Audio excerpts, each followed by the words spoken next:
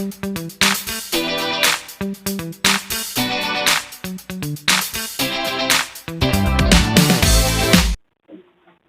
सब कुछ चौक कुंडली लिख दे दीजिए और लिखिए चौक कुंडली में लिखिए नरम लोहे के क्रोड पर, नरम लोहे के क्रोड पर विद्युतरोधी तार से, नरम लोहे के क्रोड पर विद्युतरोधी तार से, विद्युतरोधी तार से लिपटी हुई, नरम लोहे के क्रोड पर विद्युतरोधी तार से लिपटी हुई, लिपटी हुई कम मान के प्रतिरोध के, कम मान के प्रतिरोध के प्रेरक कुंडली को, प्रेरक कुंडली को चौक कुंडली कहते हैं। प्रेरक कुंडली को चौक कुंडली कहते हैं, चौक कुंडली कहते हैं। Paragraph change. इस कुंडली का प्रतिरोध लगभग शून्य रहता है, इस कुंडली का प्रतिरोध लगभग शून्य रहता है, परंतु लोहे के क्रोड के कारण, परंतु लोहे के क्रोड के कारण प्रेरकत्व एल का मान बहुत अधिक होता है, परंतु लोहे के क्रोड के कारण प्रेरकत्व एल का मान बहुत अधिक होता है।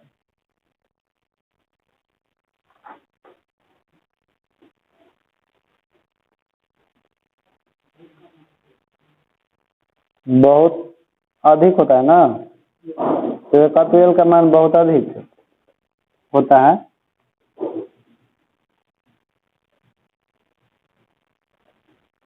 हो गया। देखिए क्या बोल रहे हैं कि चौक कुंडली क्या होता है, समझिए वाला कि वो नरम लोहा के क्रोड होता है, खोखला नहीं होता है, रडवा का होता है, ठोस होता है। एकरा ऊपर तांबा के तार लगता है, तो विद्युत तांबा के तार, यही आपका कहलाता है चौक कुंडली। कभी कभी शादी ब्याह में देखे होंगे मरकरी के बगल में गोल रहता है अपना और इतना खुट्टा टाइप के, वही चौक कुंडली रहता है जो धारा के मान को परिवर्तित करने का काम करता है। हालांकि हम रॉड की तरह बनाए हुए हैं, उसको खोल के निकालिएगा ना, देखिए वो नरम लोहा रहता है, नरम लोहा के ऊपर में तांबा के तार सर्पिल रूप से लपेटे रहता है, वो चौक कुंडली होता है जो प्रतिवर्ती धारा के मान को कम या अधिक करने का काम करता है।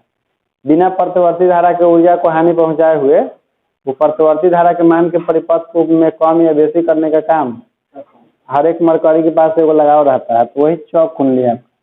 इसका सिद्धांत है वाटहीन धारा के सिद्धांत पर काम करता है। तो इसके बाद नहीं, पहले इसका सिद्धांत लिखिए, उसके बाद चित्र बनाइएगा। सिद्धांत लिख दे दीजिए। यह वाटहीन धारा के सिद्धांत पर कार्य करता है, यह वाटहीन धारा के सिद्धांत पर कार्य करता है।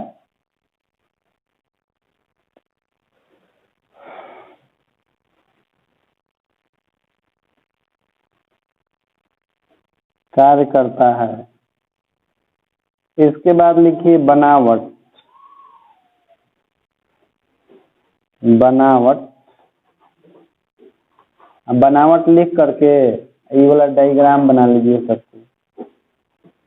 तो चित्र बना लिए हैं। बनावट में दो चीज आता है, वो चित्र आता है, वो चित्र का वर्णन आता है। तो बनावट लिख के आप लोग चित्र बना ही लिए हैं। अब इसका वर्णन लिखिए। चौक कुंडली बनाने के लिए, चौक कुंडली बनाने के लिए, बनाने के लिए नरम लोहे के क्रोड पर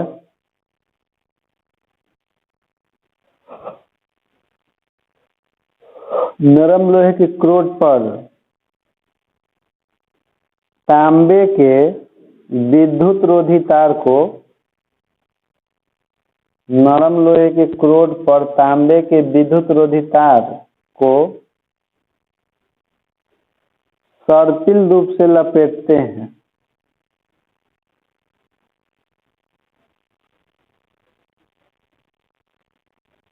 तांबे के विद्युत रोधी तार को सर्पिल रूप से लपेटते हैं। जिस कुंडली का प्रतिरोध लगभग शून्य होता है,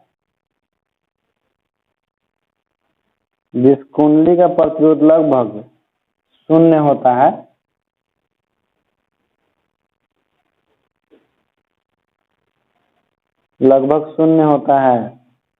लेकिन लोहे के क्रोड के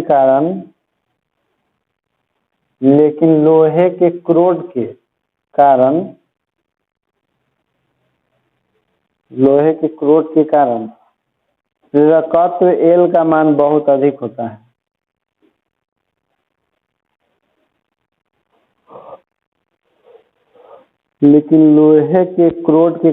प्रेरकत्व L का मान बहुत अधिक होता है।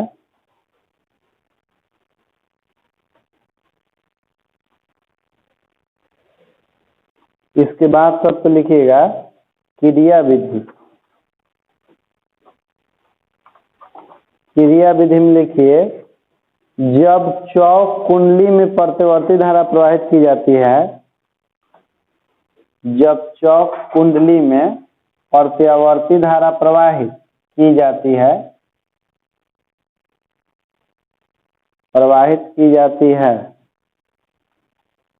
तो कुंडली के अंदर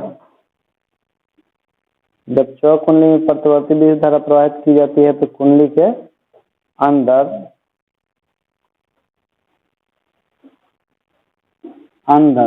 स्वप्रेरण द्वारा एक ऐसा विद्युतवाहक बल उत्पन्न होता है,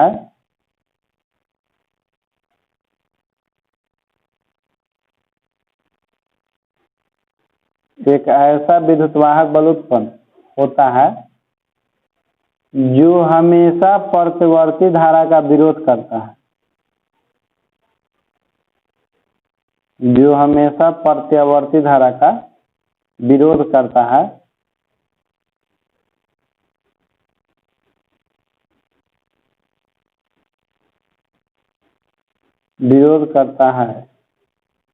और प्रत्यावर्ती धारा के मान को कम कर देता है।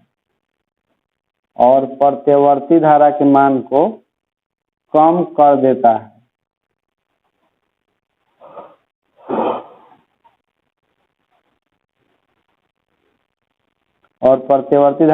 को कम कर देता है।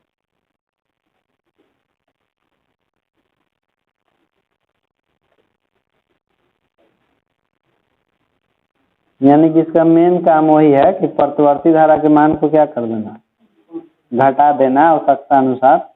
जैसे प्रतिरोध को भी हम लोग लगा करके धारा के मान को कम कर सकते हैं, लेकिन प्रतिरोध क्या करता है ना कि वह ऊष्मा में परिवर्तित कर देता है धारा विद्युत ऊर्जा को, और उससे धारा के मान कम होते हैं। इसमें क्या होता है कि विद्युत ऊर्जा में बिना हानि पहुंचाए हुए धारा के मान को कम कर देता है। तो इसीलिए इसका उपयोग ज्यादा उचित माना जाता है चौक कुंडली का प्रतिरोध की तुलना में।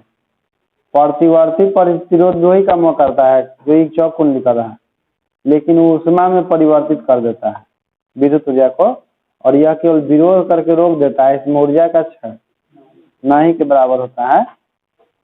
अब लिखिए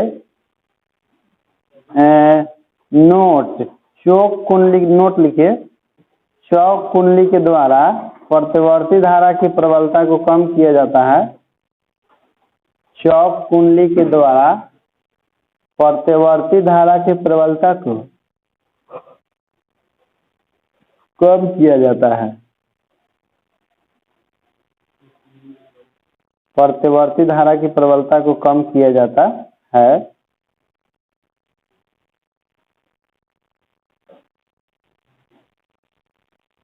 इसके लिए प्रेरकत्व L का मान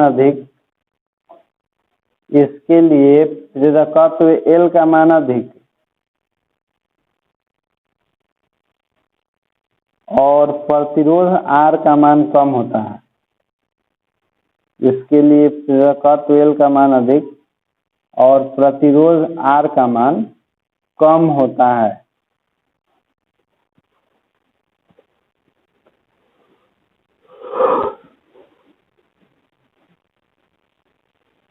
चलिए, बात समझ में आया। L का मान अधिक होता है और R का मान तब यकीन हो सकता है। अब लिखिए चौक कुंडली से लाभ।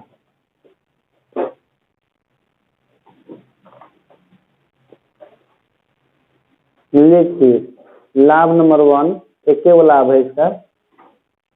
लिखिए धारा नियंत्रक में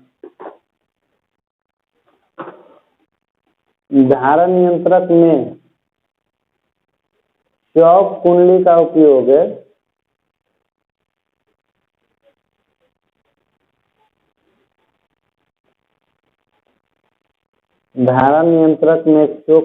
उपयोग प्रतिरोध की अपेक्षा अच्छा होता है। प्रतिरोध की अपेक्षा अच्छा होता है। अच्छा होता है क्योंकि प्रतिरोध में शक्ति का व्यय I2RT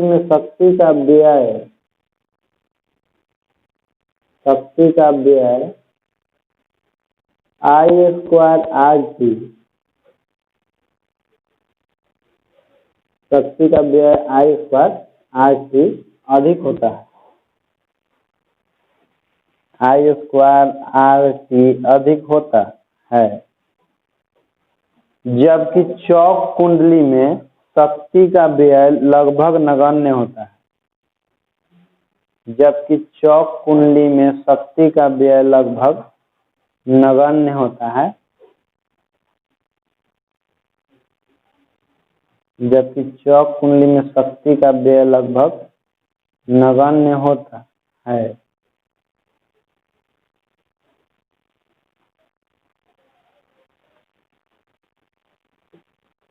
हो गया। जैसे धारा नियंत्रक के रूप में यदि हम प्रतिरोध का उपयोग करते हैं तो वो भी ऊर्जा उस धारा कम करता है, लेकिन वो ऊष्मा के रूप में परिवर्तित करता है I2RT के रूप में। आई क्या करता है कि खाली विरोध करके रोक देता है, उसको क्षय वो नहीं करता है। अब लिखिए चौक कुंडली से हानि। चौक कुंडली से हानि क्या बात है, बड़ा उबासी आ रहा है। चौक कुंडली से हानि, हमको उबासी आ रहा है ना। उबासी माने जम्हाई। लिखो पहला नंबर, चौक कुंडली का उपयोग दिश धारा में नहीं किया जाता है। चौक कुंडली का उपयोग दिश धारा में नहीं किया जाता है।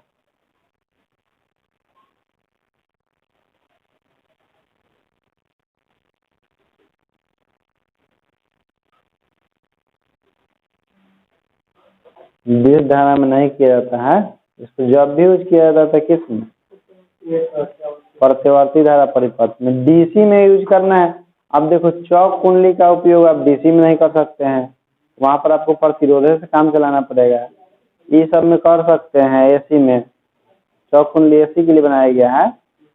हाँ, जिस जनरेटर 2 टाइप का होता है, वो प्रत्यावर्ती धारा जनरेटर एक हो, तो डिश धारा जनरेटर में इसका उपयोग नहीं कर सकते हैं। अब जब भी यूज कीजिएगा तब किसके में? प्रत्यावर्ती धारा। अब लिखिए अगला टॉपिक, तप्त तार यंत्र। तप्त तार यंत्र। तप्त तार यंत्र, इसका होगा हॉट वायर इंस्ट्रूमेंट।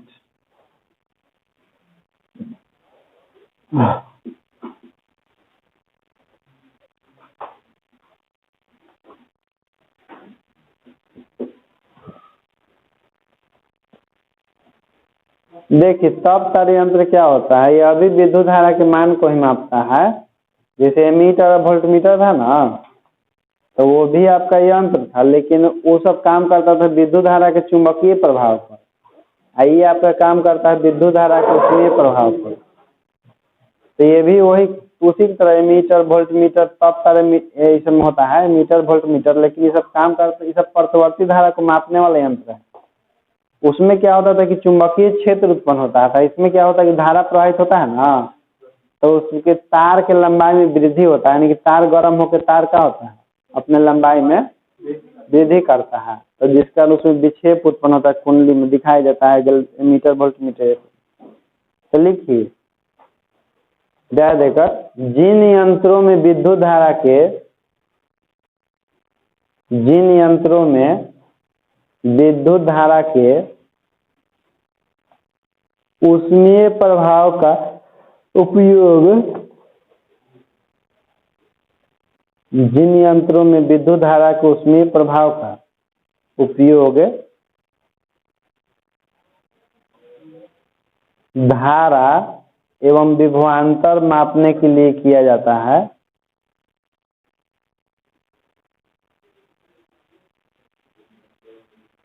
धारा एवं विभवांतर मापने के लिए किया जाता है, उसे तप्त तार यंत्र कहते हैं।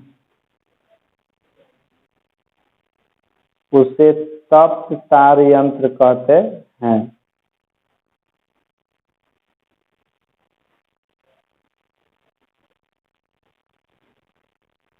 Paragraph change.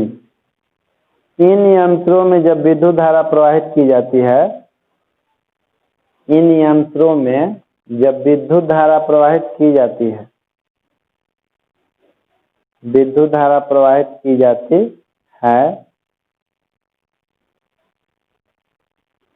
तो इसके अंदर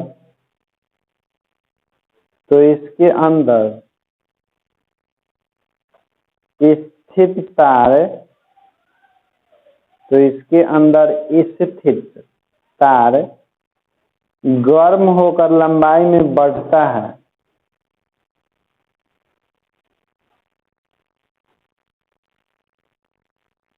इसके अंदर स्थित तार गर्म होकर लंबाई में बढ़ता है तथा तार एक सूचक को घुमाकर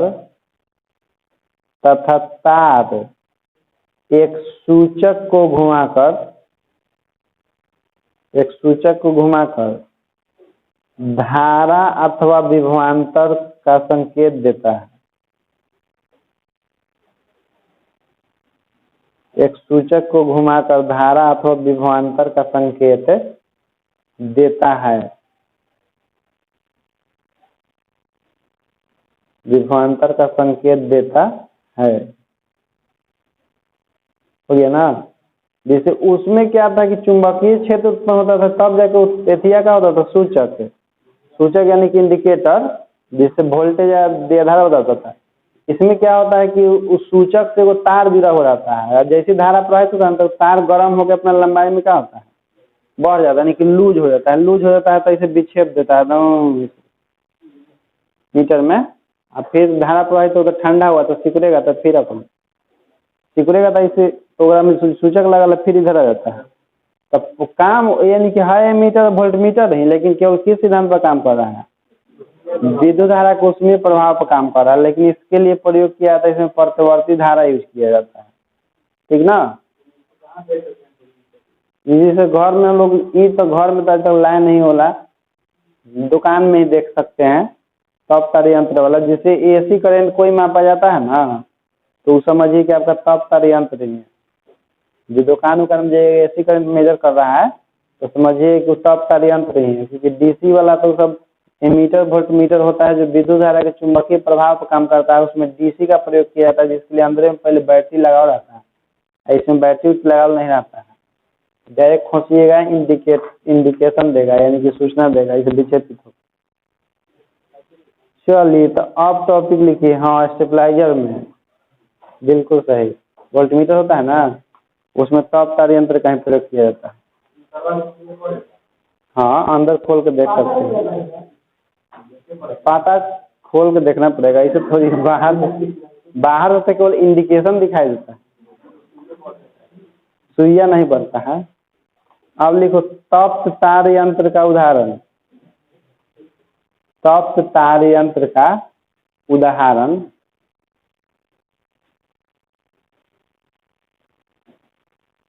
लिखिए। तप्त तार एमीटर, तप्त तार एमीटर, कोमा तप्त तार वोल्टमीटर।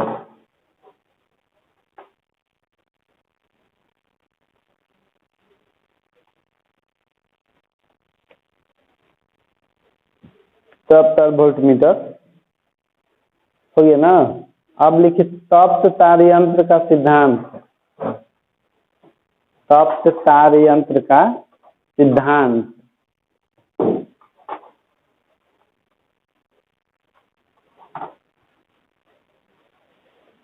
लिखिए। तप्त तार यंत्र विद्युत धारा के ऊष्मीय प्रभाव के सिद्धांत पर कार्य करता है।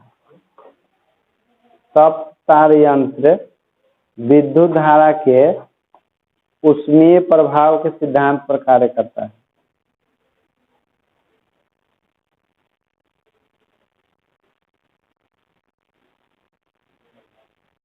विद्युत धारा के ऊष्मीय प्रभाव के सिद्धांत पर कार्य करता है।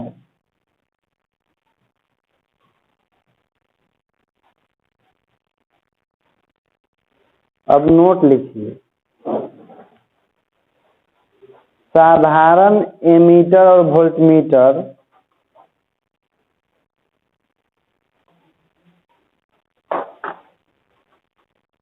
साधारण एमीटर और वोल्टमीटर एमीटर और वोल्टमीटर जो धारा एवं विभवांतर ही मापते हैं, जो धारा एवं विभवांतर मापते हैं, लिखिएगा। जो धारा एवं विभवांतर मापते हैं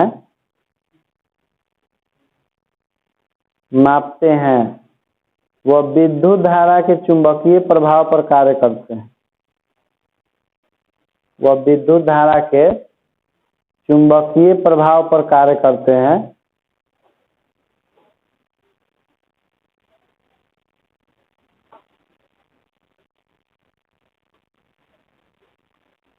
चुंबकीय प्रभाव पर कार्य करते हैं जिससे केवल दिष्ट धारा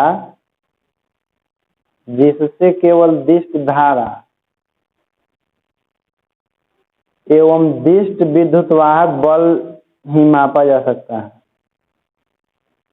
जिससे केवल दिष्ट धारा एवं दिष्ट विद्युतवाहक बल ही मापा जा सकता है। दिष्ट विद्युतवाहक बल ही मापा जा सकता है।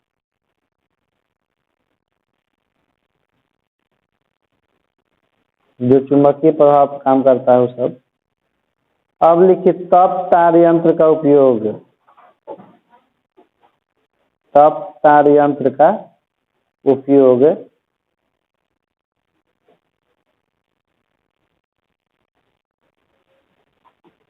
लिखिए। एक ही उपयोग है इसका।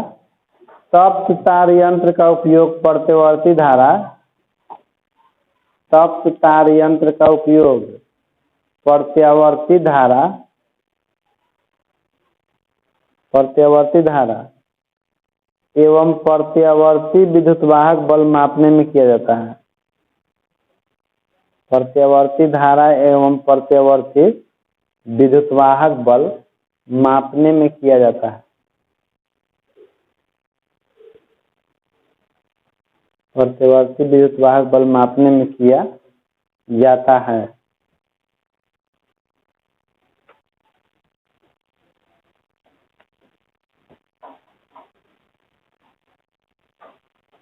हो गया ना। ये सब हो गया तप्त तार यंत्र का उपयोग। चलिए अब यहाँ चलिए सब कोई ट्रांसफार्मर लिख के डाल दीजिए। देखो ट्रांसफार्मर क्या होता है, एक ऐसा यंत्र है जो बिना ऊर्जा में ह्रास किए हुए एक परिपथ से दूसरे परिपथ में विद्युत ऊर्जा को स्थानांतरित किया जाता है, जिसमें एक होता है प्राथमिक कुंडली, एक होता है सेकेंडरी कुंडली। अब बिना ऊर्जा के ह्रास में ऊर्जा का ह्रास किए हुए विद्युत ऊर्जा को एक परिपथ से दूसरे परिपथ में स्थानांतरित कर देता है, तो वही व्यवस्था पर कहलाता है ट्रांसफार्मर। ट्रांसफार्मर दो प्रकार का होता है, एगो स्टेप अप और एगो स्टेप डाउन। तो पहले ट्रांसफार्मर की परिभाषा लिखिए। एक ऐसी युक्ति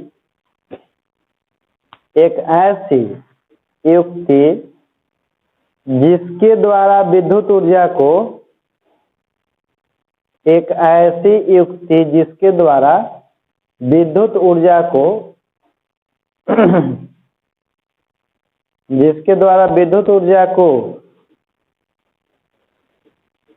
परिपथ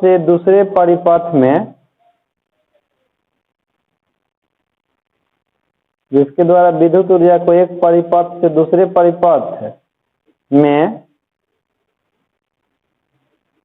परिपथ में बिना ऊर्जा ह्रास किए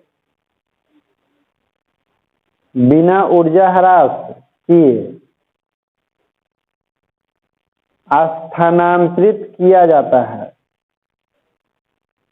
बिना ऊर्जा ह्रास किए स्थानांतरित किया जाता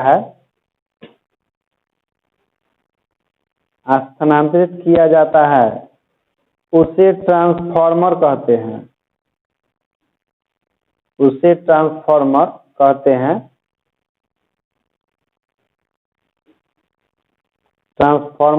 हैं। तो देखिए, इसमें केवल विद्युत ऊर्जा को ही नहीं परिवर्तित किया जाता है, विभवांतर को भी परिवर्तित किया जा सकता है। विद्युत धारा को ही केवल नहीं बदला जा सकता है, विभवांतर को भी हम विद्युत विभवांतर उसको कहना चाह रहे थे हम, विभवांतर को भी परिवर्तित कर सकते हैं। तो दूसरे शब्दों में लिखिएगा इसका, एक ऐसी युक्ति जिसके द्वारा प्रत्यावर्ती विभवांतर को इच्छानुसार बदला जा सकता है। एक ऐसी युक्ति जिसके द्वारा प्रत्यावर्ती विभवांतर को इच्छानुसार बदला जा सकता है,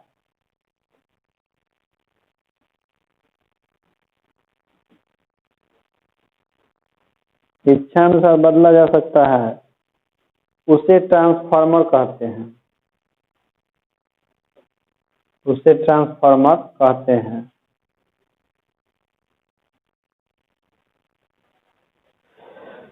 अब लिखिए पैराग्राफ चेंज करके इसमें, ट्रांसफार्मर के द्वारा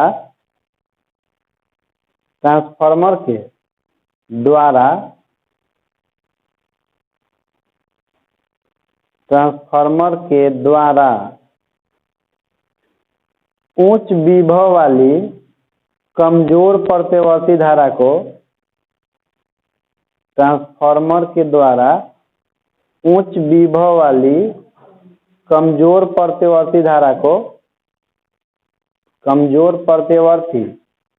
को निम्न विभव वाली प्रबल धारा में परिवर्तित किया जा सकता है। निम्न विभव वाली प्रबल धारा में परिवर्तित किया जा सकता है,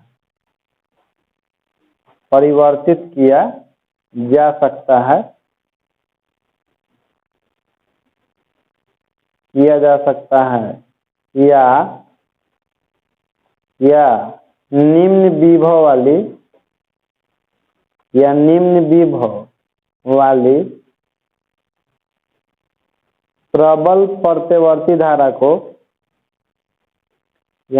विभव वाली प्रबल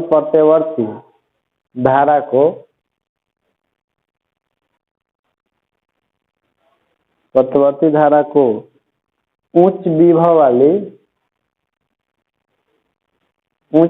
वाली कमजोर धारा में परिवर्तित किया जा सकता है। उच्च विभव वाली कमजोर धारा में परिवर्तित किया जा सकता है।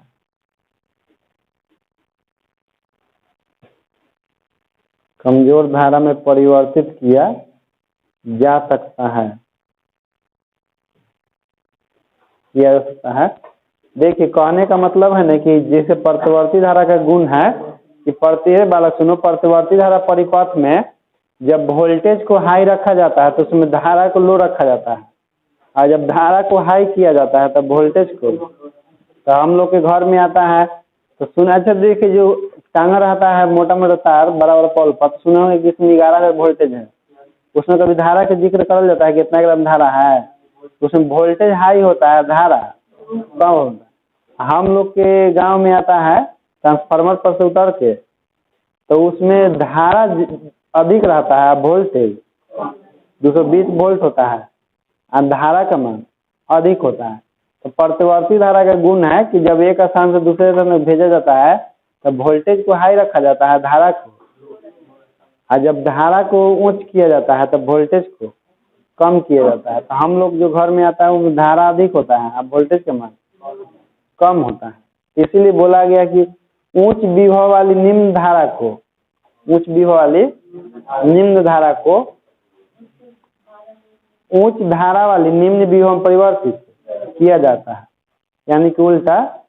ऐसा नहीं है, इसमें हम लोग क्या कर सकते हैं कि निम्न विभव वाली उच्च धारा को, निम्न विभव वाली उच्च धारा को उच्च विभव वाली निम्न धारा में भी परिवर्तित कर सकते हैं ट्रांसफार्मर। उसका कुछ कंडीशन होता है परिवर्तित करने के लिए, इसीलिए ट्रांसफार्मर दो प्रकार के होता है, एगो स्टेप अप है, एगो स्टेप अप होता है बढ़ावे वाला वोल्टेज को, स्टेप डाउन होता है वोल्टेज को। तो हम लोग के गांव में जो यूज होता है कौन है, स्टेप डाउन है, क्योंकि वोल्टेज घटाता है ना 11,000 से। तो पहले लिखे ट्रांसफार्मर का सिद्धांत, ट्रांसफार्मर का सिद्धांत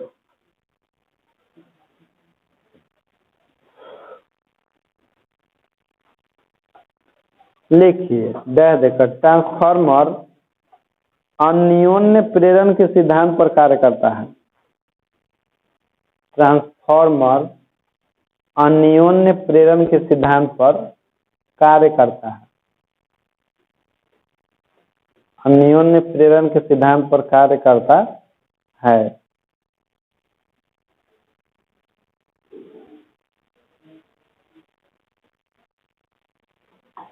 हो गया, अन्योन्य प्रेरण समझते हैं ना, एक कुंडली में धारा प्रवाहित करते हैं तो दूसरा कुंडली में विद्युतवाहक वाला विद्युत धारा उत्पन्न होने की घटना को अन्योन्य प्रेरण कहते हैं। अब लिखिए ट्रांसफार्मर का प्रकार, ट्रांसफार्मर का प्रकार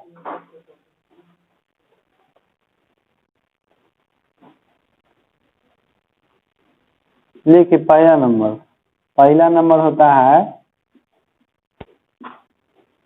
ऊंचाई ट्रांसफार्मर,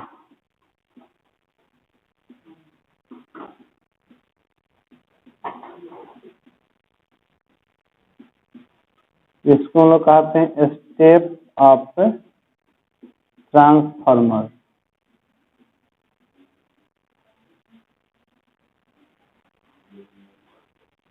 अब दूसरा अपचाई,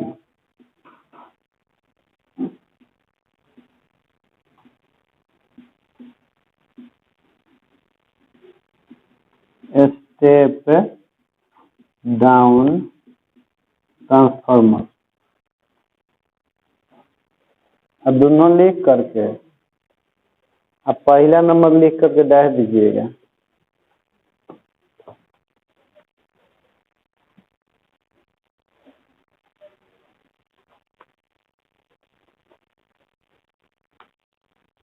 नाम से पता चल रहा है स्टेप अप, यानी कि वोल्टेज को बढ़ाएगा धारा को।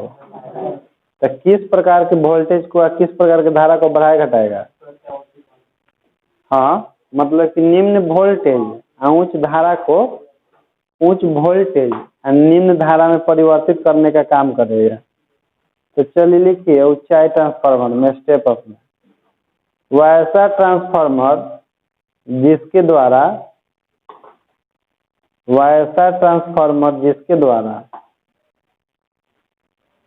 द्वारा निम्न वोल्टेज वाली प्रबल प्रतिवर्ती धारा को वैसा ट्रांसफार्मर जिसके द्वारा निम्न वोल्टेज वाली प्रबल प्रतिवर्ती धारा को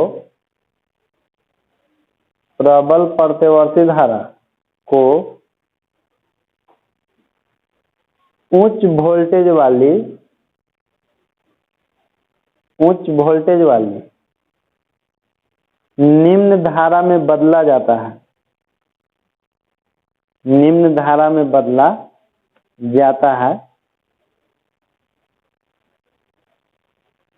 जाता है उसे ऊंचाई ट्रांसफार्मर कहते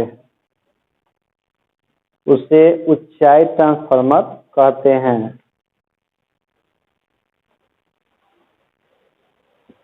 अब लिखिए ट्रांसफार्मर नंबर 2, अपचाई ट्रांसफार्मर, यानी कि स्टेप डाउन।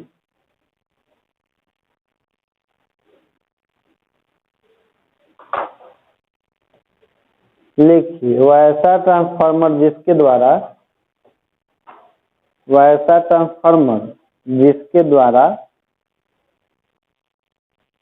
द्वारा उच्च वोल्टेज वाली कमजोर प्रतिवर्ती धारा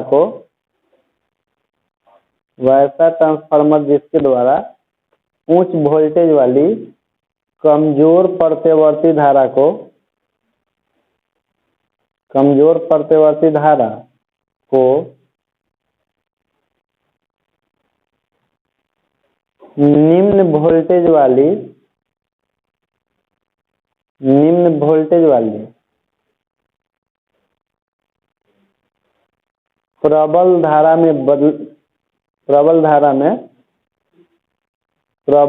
में बदला जाता है।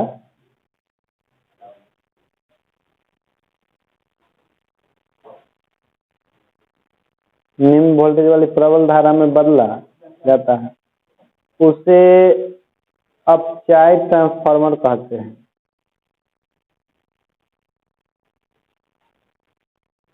अपचाई ट्रांसफार्मर कहते हैं।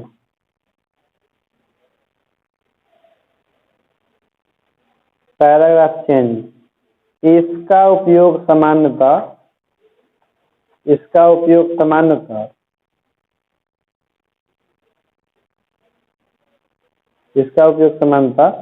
अपने गांवों और शहरों में किया जाता है। इसका उपयोग सामान्यतः अपने गांवों और शहरों में किया जाता है।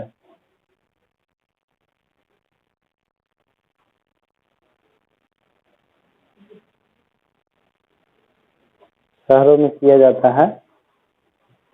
चलिए इसके बाद लिखिए आप लोग ट्रांसफार्मर का बनावट।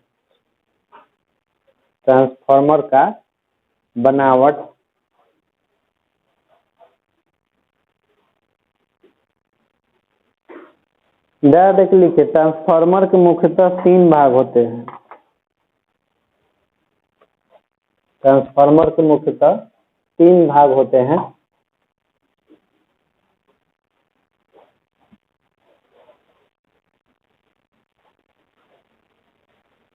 पहला नंबर लिखिएगा प्राथमिक कुंडली।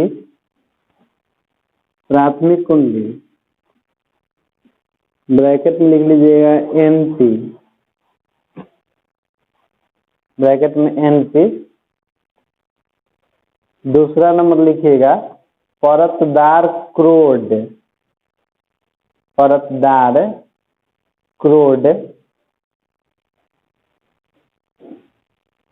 और तीसरा नंबर लिखिएगा द्वितीयक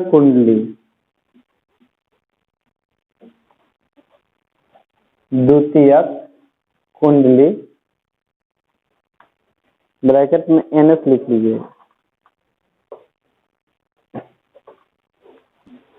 तो देखो सब कुछ ट्रांसफार्मर चित्र बना लिया होगा।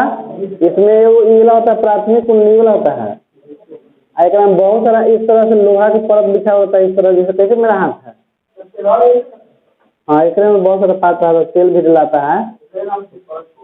इसमें परत और परत बहुत सारा लोहा के परत बिछा रहता है एकदम एक के ऊपर एकदम सदा करके, इतना सदा करके उसके बीच में कोई गैप नहीं रहे। गैप होने से नुकसान होता है, उसमें फ्लक्स जो होता है सब घूमने लगता है, तो भंवर धारा उत्पन्न होता है, फिर ऊर्जा का क्षय होने लगता है लोहा में आयरन के रूप में।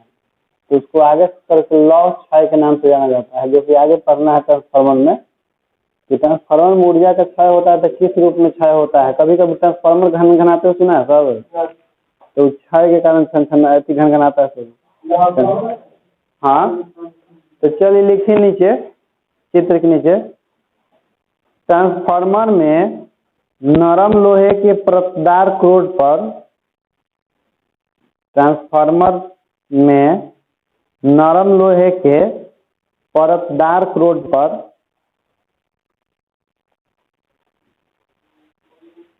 नरम लोहे के परतदार क्रोड पर तांबे की दो कुंडलियों, तांबे की दो कुंडलियों NP तथा NS, दो कुंडलियों NP तथा NS लिपटी होती है, लिपटी होती है। जिस कुंडली के सिरों पर प्रत्यावर्ती वोल्टेज आरोपित किया जाता है, जिस कुंडली के सिरों पर प्रत्यावर्ती वोल्टेज आरोपित किया जाता है, प्रत्यावर्ती वोल्टेज आरोपित किया जाता है,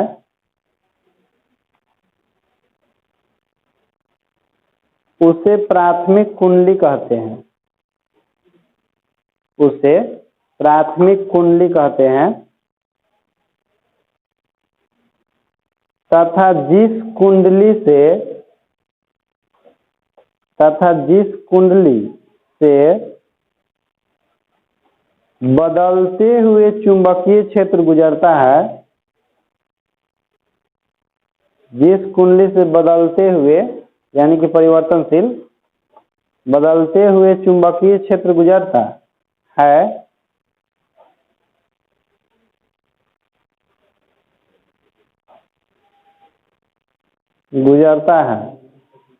हाँ, जिसके कारण उसमें बदलते हुए प्रत्यावर्ती वोल्टेज उत्पन्न होता है, जिसके कारण उसमें बदलते हुए यानी कि परिवर्तनशील, जिसके कारण उसमें बदलते हुए प्रत्यावर्ती वोल्टेज उत्पन्न होता है, उसे द्वितीय कुंडली कहते हैं। बदलते हुए प्रत्यावर्ती वोल्टेज उत्पन्न होता है, उसे द्वितीय कुंडली कहते हैं, द्वितीय कुंडली कहते हैं।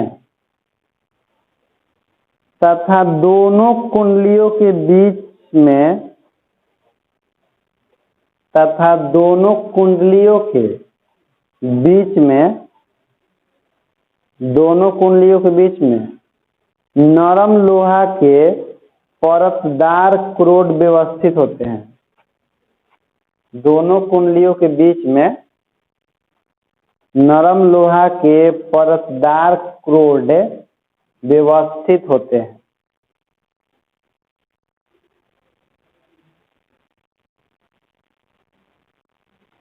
नरम लोहा के परतदार क्रोड व्यवस्थित होते हैं, व्यवस्थित होते हैं। देखिए जैसे यह भी नरम लोहा है और यह भी नरम लोहा है, इस पर भी तांबा का तार लपटा रहता है दम सर्पिल रूप से, और इस पर भी तांबा का तार सर्पिल रूप से लपटा रहता है, जिसमें ये कुंडली हो गया प्राथमिक कुंडली, दूसरा हो गया। लेकिन प्राथमिक कुंडली या द्वितीय कुंडली का डिसीजन लिया जाता है कि आप कितने से उसमें करंट दे रहे हैं। जिनमें से हम लोग करंट देते हैं ना, उसमें तो उसी को प्राथमिक कुंडली मान लिया जाता है। इधर से करंट दे रहे हैं तो इधर हो जाएगा प्राथमिक कुंडली, इस पर आरोपित विभवांतर हो जाएगा VP।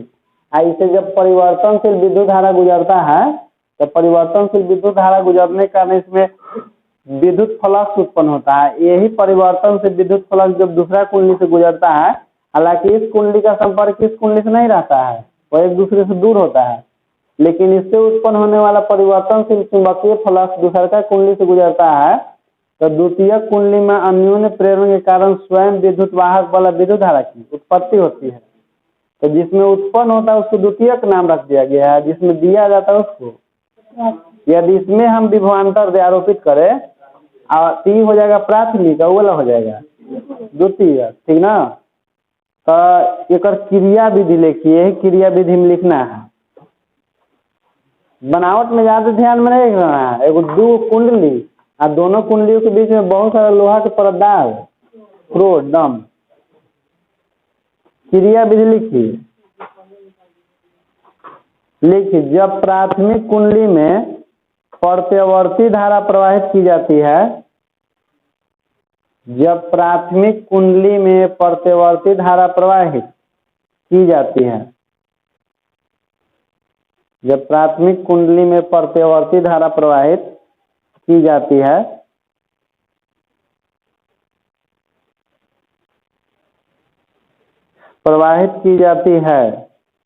तो प्रत्यावर्ती धारा की दिशा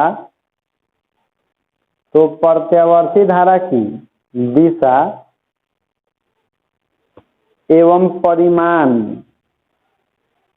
तो प्रत्यावर्ती धारा की दिशा एवं परिमाण बदलने के कारण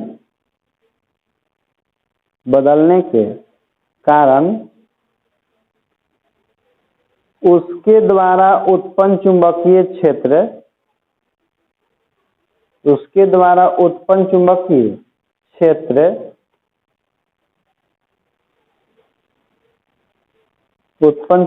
क्षेत्र परिवर्तित होता है।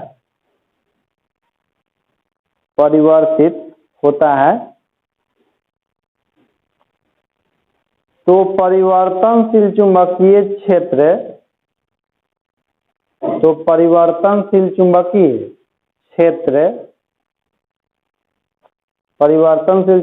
क्षेत्र द्वितीयक कुंडली से गुजरने के कारण, तो परिवर्तनशील चुंबकीय क्षेत्र द्वितीयक कुंडली से गुजरने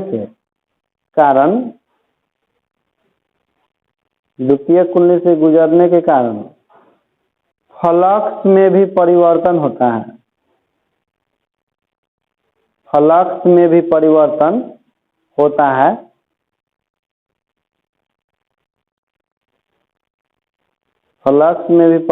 होता है,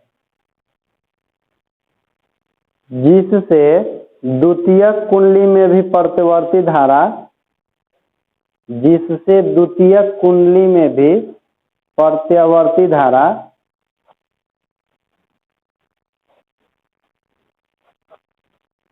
एवं प्रत्यावर्ती विद्युत वाहक बल उत्पन्न होता है, जिससे द्वितीय कुंडली में भी प्रत्यावर्ती धारा एवं प्रत्यावर्ती विद्युत वाहक बल उत्पन्न होता है।